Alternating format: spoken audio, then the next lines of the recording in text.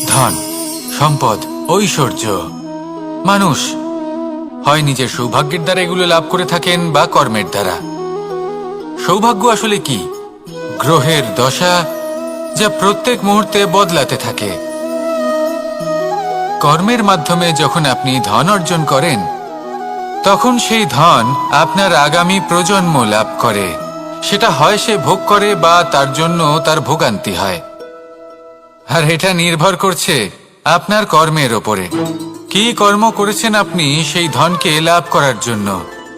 যদি আপনি সৎ পথে চলেন, নিষ্ঠা ভরে আপনি কর্ম করে থাকেন এবং তার ফলে আপনি ধন অর্জন করে থাকেন, তাহলে আপনার আগামী প্রজন্ম সেটা ভোগ করবে, সেটা প্রয়োগ করবে নিজের বিকাশের জন্য।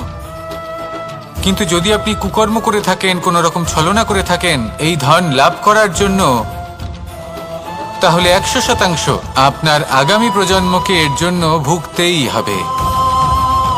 তাহলে আপনি কি চাইবেন? যে আপনার আগামী প্রজন্ম সুখ ভোগ করবে, নাকি আপনার কুকর্মের পরিণাম ভোগ করবে? নির্বাচন আপনারই। আসুন আমার সাথে ভালোবেসে বলুন, রাধা রাধা।